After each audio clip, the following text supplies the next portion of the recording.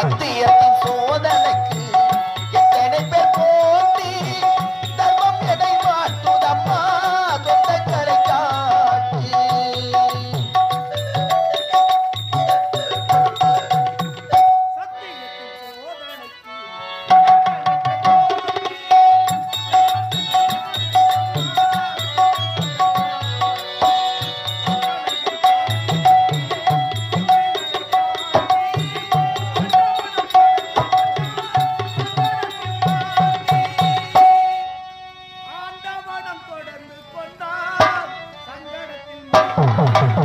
சத்தியத்தின் சோதனைக்கு எத்தனை பேர் போட்டி தர்மம் என்னை மாட்டுதப்பா சொந்தங்களை காட்டி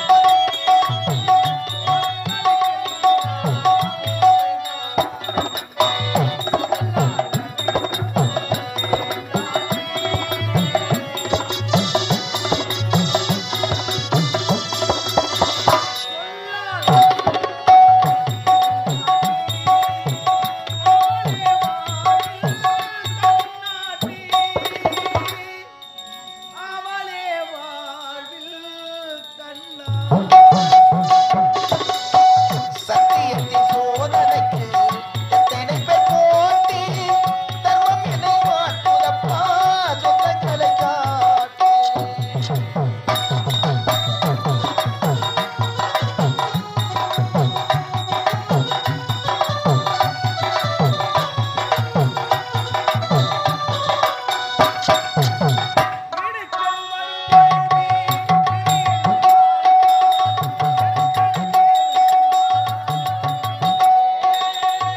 இடுக்கண் வரும்போது சிறிகள் காட்டான் எத்தனை பேருக்கென்று சிரிக்கிறது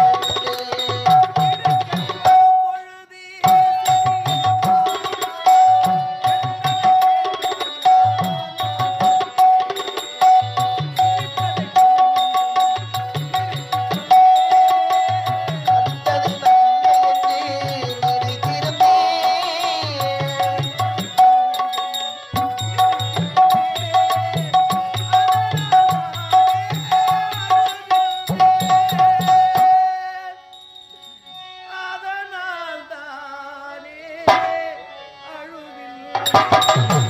சத்தியத்தின் சோதனைக்கு எத்தனை பேர் போட்டி தர்மம் என்னை மாட்டுதம்மா சொந்தங்களை காட்டி அத்தனையும் தாங்கிவிட்டேன் சக்தியினை கூட்டி ஆண்டவனும் சேர்ந்து கொண்டான் சகடத்தில் மாட்டி ஆண்டவனும் சேர்ந்து கொண்டான் சகடத்தில் மாட்டி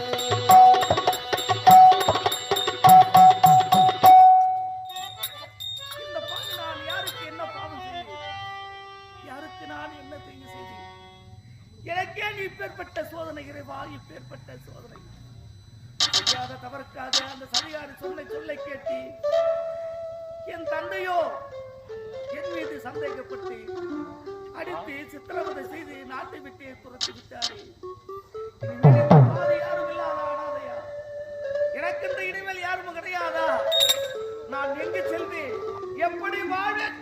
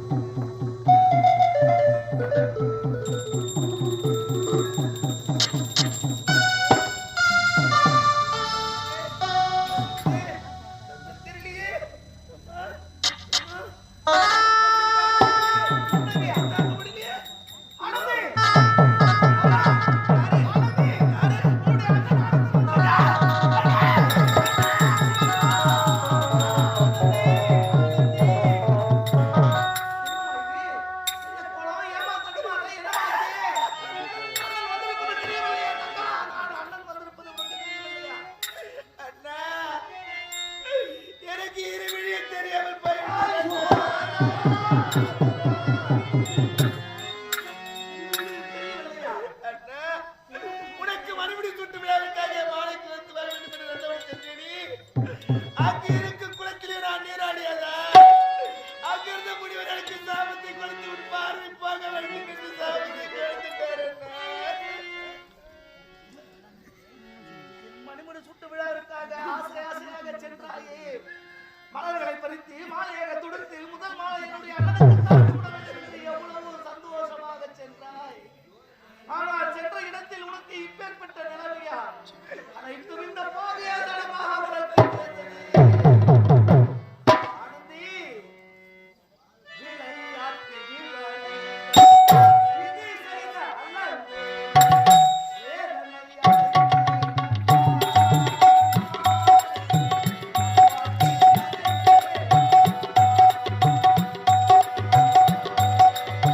விளையாட்டு விபரீதம் விதி செய்த அழகோலம் வேதனை அடைந்தேனம்மா நாளும் நம் வாழ்வின் கதை கேளம்மா.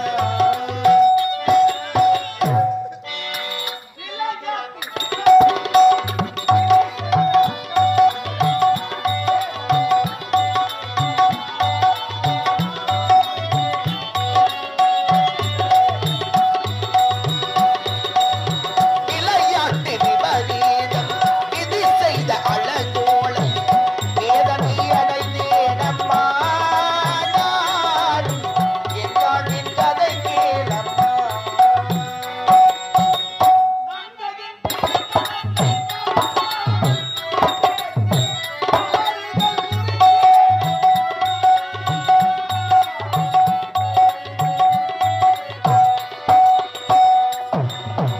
விளையாட்டு விபரீதம் விதி செய்த அழகோலம் வேதனை அடைந்தேனம்மா நாளும் நம் வாழ்வின் கதை கேளம்மா.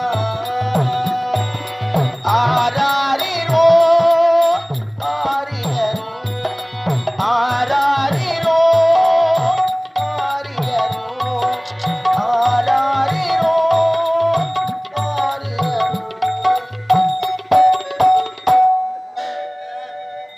நம்முடைய திருத்தாய் என்னை கண் தெரியாத நேரத்திலே அடி அடி நடத்து நீ நாட்டிலே இருக்காதே போய் என்ன தடுத்துட்டாய்.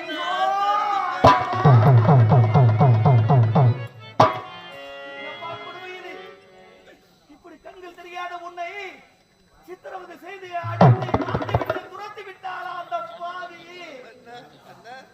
நீங்க எங்க வந்தீங்க? எப்படி இருக்கீங்கன்னா என் நிலைமையை ஏனம்மா கேட்கின்றாய்? ஆனந்தி, என் மீது அந்த பாவி நமக்கு சுமையனே இருக்கிறானே. ஆமா, என் மீது வீண்பழி சுமத்தி தந்தையின் அவரும் அவள் பேச்சை கேட்டு என் மீது சந்தேகப்பட்டு அடித்து சித்திரவதை செய்து நாட்டை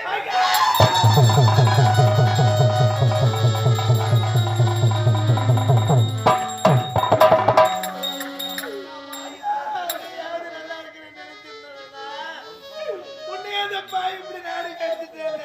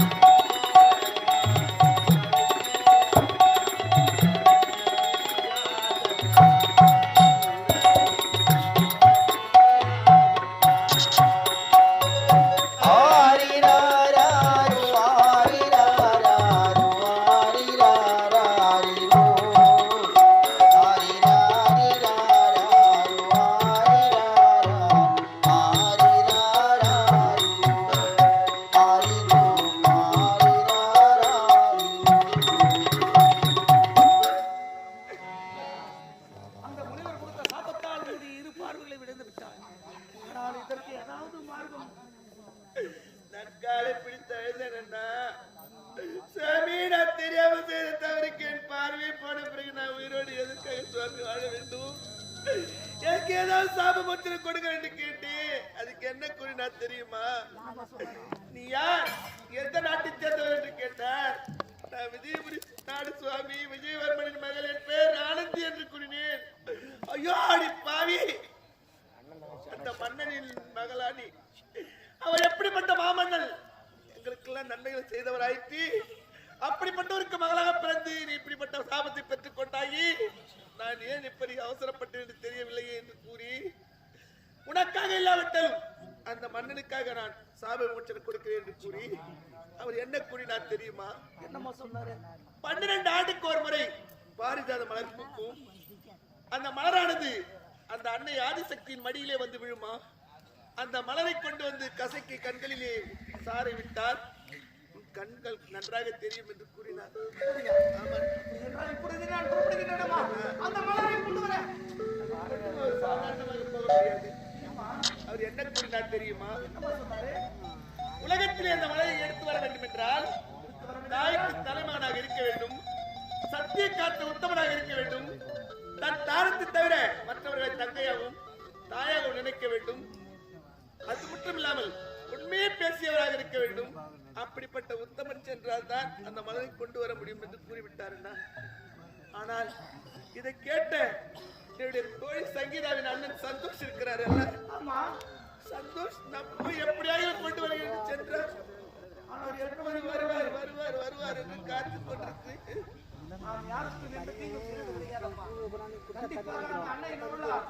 சந்தோஷ் எப்படியா இருந்தாலும் அந்த மலரோடு தான் வருவார். வருவரை இதே இடத்தில் நாம் பார்த்திருக்கிறோம்.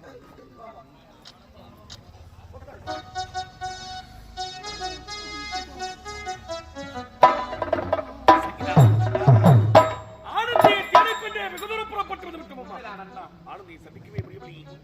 எப்பொழுது சந்திக்க போகிறோம்? அவளுக்கு கற்பனை இல்லாமல் வெகு நாட்களாக அழைத்து கொடுக்கலாமா? எப்படி போகலாம்?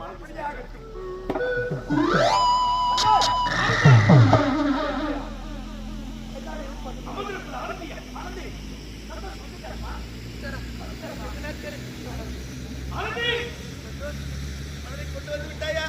உனக்காகவே சென்றி அப்படியே உனக்கு நீண்ட கற்பனை கிடைக்க போகுது. இருந்தாலும் இந்த கற்பனை கிடைக்கும் சமயத்தில் என் மனதிலே ஒரு சந்தேகம் இருக்கிறது. சந்தேகமா? உண்மைதான். என்ன அந்த சந்தேகம் தெரியுமா? இழந்த கற்பார்வை மீண்டும் உனக்கு கிடைக்க போறது. அப்படி மீண்டும் உனக்கு கற்பனை கிடைத்தால் முதலாக நீ யாரை பார்க்க ஆசைப்படுகிறாய்? இது என்ன கேள்வி? என் உடன் பிறந்த தங்கை, எனது ரத்தம். முதலில் அண்ணனை தான் பார்ப்பாள் என் தங்கை. வாயை மூடுங்க. அவனுடைய ஆர்வம் தோழி, அவன் முதல்ல என்னதான் பார்ப்பான்? இல்ல, என்னதான் பார்ப்போம். இல்லங்க, என்னதான் பார்ப்பான். அண்ணா நிறுத்துங்க. என் உடன்பிறந்த அண்ணன் என் கண்களில் வந்தவுடனே உன்னைத்தான் பார்ப்பேன் என்று நீங்கள் கூறுகிறீர். இல்லண்ணா, நான் உன்னை பார்க்க மாட்டேன். ஆனால் என் அருகில் இருக்கக்கூடிய என் உயிர் தோழி சங்கீதா, அவருடைய முகத்தை நான் பார்க்க மாட்டேன். அண்ணா, எனக்காக இவ்வளவு கஷ்டங்களை அனுபவித்து கண்களை தெரிய வேண்டும் என்பதற்காக போராடி அந்த அண்ணனின் மடியில் இருக்கக்கூடிய பாரிஜாமலை கொண்டு வந்தாரு சந்தோஷ். அவருடைய முகத்தை தான் நான் பார்ப்பேன். சங்கீதா, பார்த்தனையா? மீண்டும் கற்பனை கிடைத்தால் உண்மைதான் அண்ணா. ஆதிசியின் தோழி உன் முகத்தையும் பார்க்க போவது கிடையாது. உடன் பிறந்த அண்ணன் ஆனந்த முகத்தையும் பார்க்க போவது கிடையாது. உண்மைதான். அவனுக்காக அருமாறுபட்டு இந்த பாரிஜாமலை கொண்டு வந்து என் முகத்தை தான் பார்க்க போகிறானா? சரி, யார் முகத்தை பார்த்தானே கற்பனை கிடைத்தால் அறிவே போதும். இப்பொழுது இந்த மலரை கசக்கி தினது மலை சாலை எடுத்து அவளை கற்பனை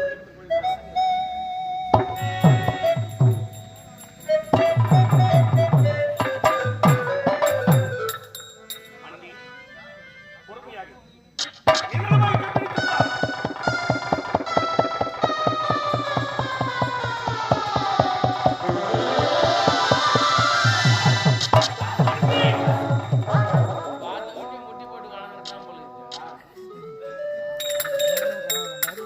என் உயிர் தெய்வமே நீங்கள் தான் சந்தோஷ்.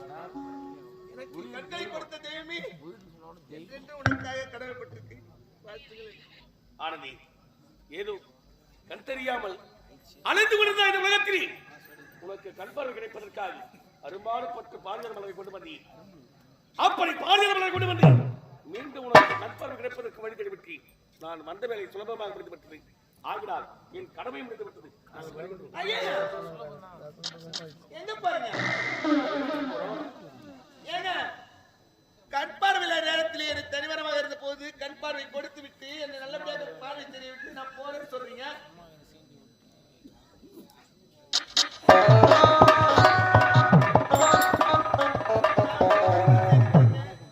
என்ன திருமணம் செய்து போறியா? ஆமா, அம்மா தாயே, எப்ப உங்க குடும்பத்துல நாங்க கால் எடுத்து வச்சோமோ அப்பவே மீண்டுமா நாங்க நல்லா இருந்து புரியல.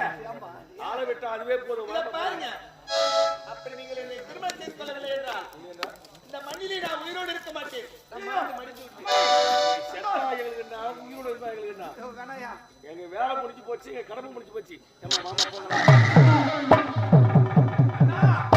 நான் கூட ஒரு உண்மையை உங்களிடம் மறைத்து விட்டேன். நீயா உண்மையை மறைச்சிட்டியா? என்னமா சொல்ற? ஆத்துக்கு தண்ணி எடுக்க போனா ஆமா, அப்ப அவர் என்ன இருந்தாருடா? ஆத்துக்கு தண்ணி பிள்ளைய நல்லா வளர்த்துருக்கீங்க ஐயா நீங்க. ஆத்துக்கு தண்ணி எடுக்க போனா அப்ப தண்ணி எடுத்துட்டியா? இல்ல தலை குனிஞ்சே நடக்கணும்னு சொன்னீங்க பாரு, குழந்தை தலை குனிஞ்சே போயிட்டு இருக்குது. அடி பாவி, குளக்கரைக்கு தண்ணி எடுக்க போகும்போது குனிஞ்ச தலை நிமிராம போகணும்னு சொன்னேன். அக்கம் பக்கத்துல யாரும் பார்க்க கூடாதுன்னு சொன்னேன். இப்ப போய் பார்த்து நான் தான் அவனை காதலிக்கிறேன்னு சொல்றேன். நியாயமா இது? ஏமா உனக்காகவே நம்முடைய அத்தை மகன் சேகர் காத்துட்டு இருக்காரு. சேகருக்கு நான் என்னமா பதில் சொன்னேன்? வண்டி ஏற்றார். அப்ப நீ ஆனந்தம் கல்யாணம் பண்ணி போறியா? இது யார இருக்குது? ஒரு வீட்டுல பெண் குழந்தை பிறந்தா பெற்றெடுத்த தாய் தந்தையோ இல்ல உடன் பிறந்த அண்ணன் தம்பியோ கண்டிப்பா அவளுக்கு ஏற்ற கணவனை பார்த்து திருமணம் செஞ்சு வைப்பாங்க. இதுக்குள்ள நீங்களா ஏன் அவசரம் போட்டு காதலிக்கிறீங்க? என்ன பண்றது? வேண்டாத திருமணத்தை செஞ்சுக்கிட்டு அப்புறம் அவசரப்படுறது யாரு? என்ன பண்றதுன்னா திரும்பிட்டோம். இப்பதான் உங்களுடைய கடமை. சேர்த்தா வைக்கணுமா? சரி, நீங்கள் இருவரும் நல்ல முறைங்க. நான் வரேன்.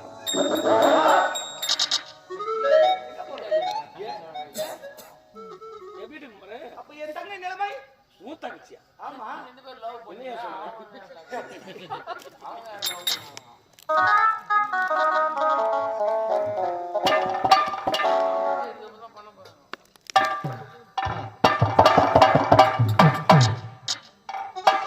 என் தங்கை நீ திருமணம் செய்து கொண்டால் தான் உன் தங்கை நான் ஏற்றுக்கொள்வேன்.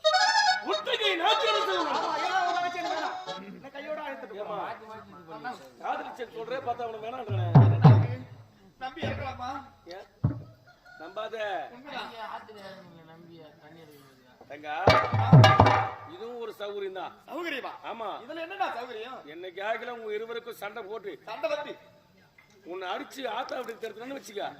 நீ அங்க இருந்து நம்ம வீட்டுக்கு வரதுக்குள்ள இவங்க தங்கச்சி அடிச்சு அவங்க